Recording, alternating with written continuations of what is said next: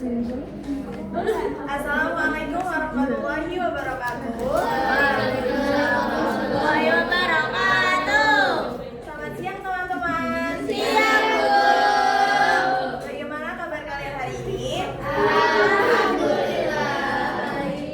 Nah, sebelum kita memulai pembelajaran pada siang hari ini, alangkah baiknya kita berdoa terlebih dahulu ya. Berdoa mulai.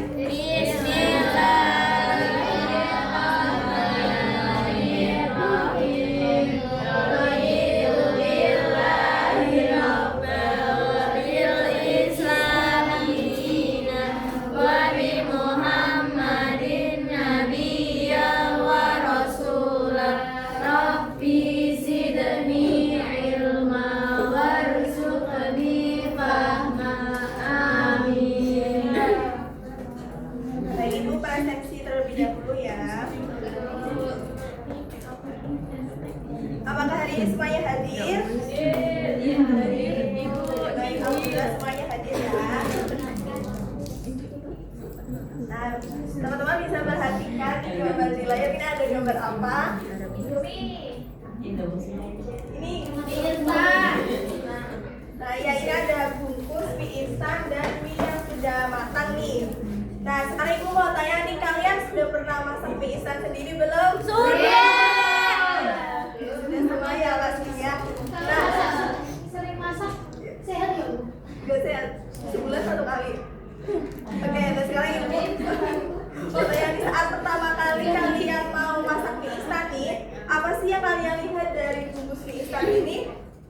Apanya yang ya benar. Ya benar sekali, biasanya itu kita melihat petunjuk atau cara memasak dari bungkus mie instannya. Nah, petunjuk atau cara memasak dari bungkus mie instan ini merupakan contoh dari teks prosedur yang sering kita temui dalam kehidupan sehari-hari.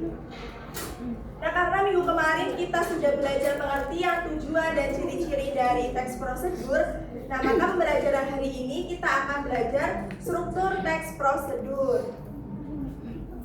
Nah, untuk tujuan pembelajarannya, itu kalian mampu mengidentifikasi struktur teks prosedur yang meliputi ada tujuan, alat dan bahan, langkah-langkah, dan penegasan ulang atau kesimpulan secara tepat.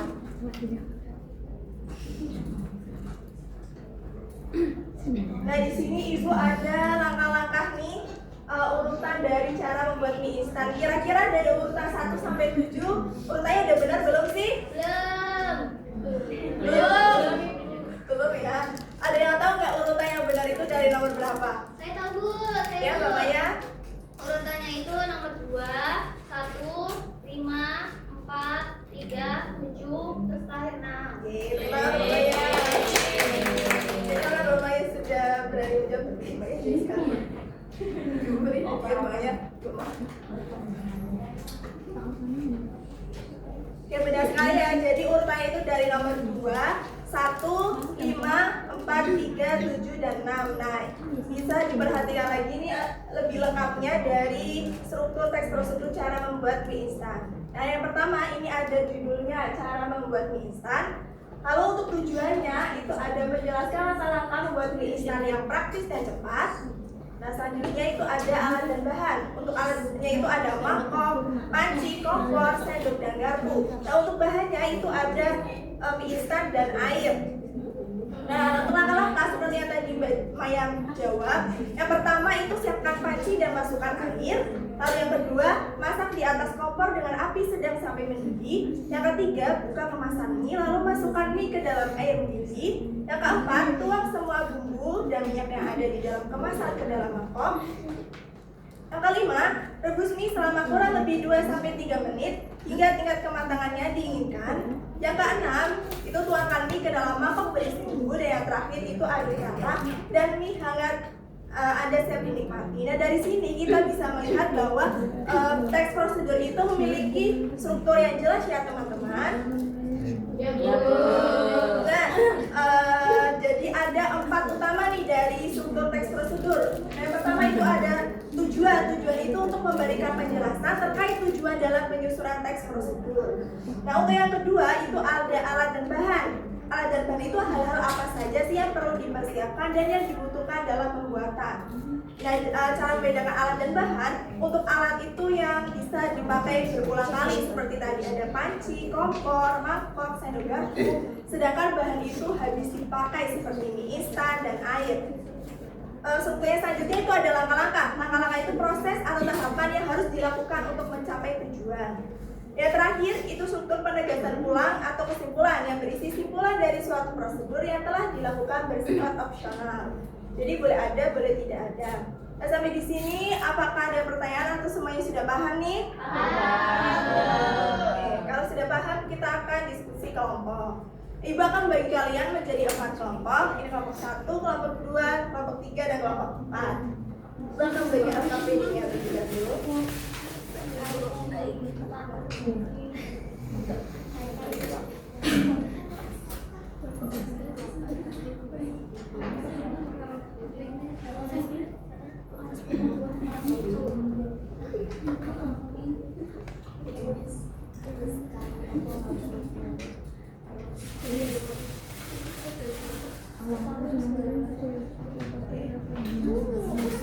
Nah, di sini Ibu ada upload nih teman-teman. Nah, silakan perwakilan kelompok dari kelompok 1 sampai kelompok 4 bisa maju ke depan untuk mengambil amplop yang sudah Ibu sediakan. Ayo maju dong. 4 orang.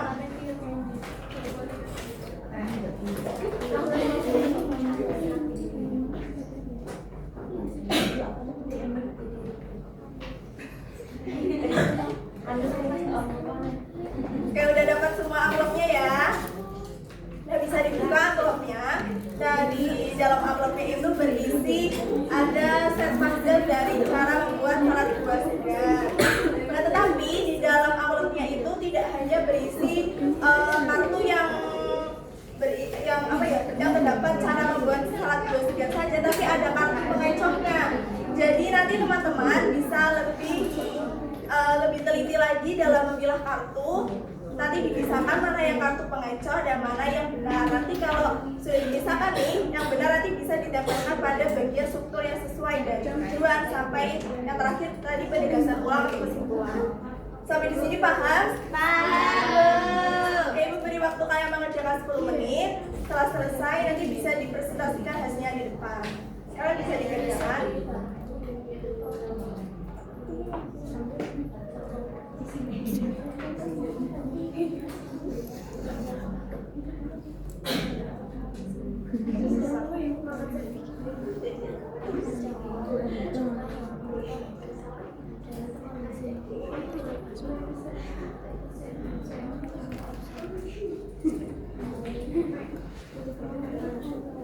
Baik, karena waktunya sudah habis, silakan perwakilan kelompok salah satu bisa mempresentasikan hasilnya di depan.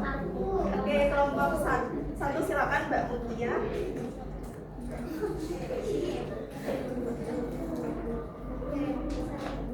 Assalamualaikum warahmatullahi wabarakatuh. Waalaikumsalam.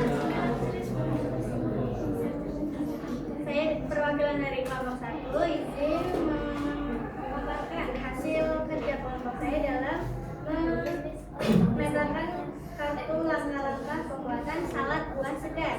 Jadi yang pertama itu tujuannya salad buah merupakan makanan sehat yang banyak disukai karena rasanya segar, manis, dan lezat. Selain mudah dibuat, salad buah juga mengandung banyak vitamin yang baik untuk tubuh. Untuk alat berbahannya ada pisau, mangkuk, terus ada buah-buahan dan mayones, susu kental manis. Untuk langkah-langkahnya, kupas buah yang diperlukan dan potong-potong kecil berbentuk dagu.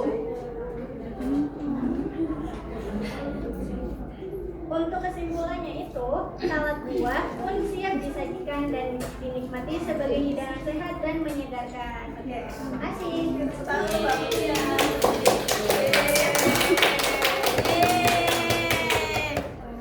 Nah, tadi yang disampaikan oleh Mbak Mutia dari hasil puzzle-nya itu sudah tepat sekali. Tadi menempelkannya juga pada struktur bagian yang sesuai dari tujuan, alat dan bahan, langkah-langkah, dan kesimpulannya juga sudah tepat sekali. Nah, bagaimana nih anak-anak, teman-teman, pembelajaran hari ini? Apakah menyenangkan? Menyenangkan. Oke, sekarang untuk kesimpulannya, pada kesimpulan hari ini teks prosedur disusun secara sistematis melalui tujuan, alat dan bahan serta langkah-langkah agar suatu kegiatan dapat dilakukan dengan benar. Oke, untuk pertemuan berikutnya kita akan belajar unsur kebahasaan dari teks prosedur. Nanti teman-teman bisa mempersiapkan dan belajar dengan baik ya. Mari kita tutup pembelajaran hari ini dengan membaca hamdalah bersama-sama.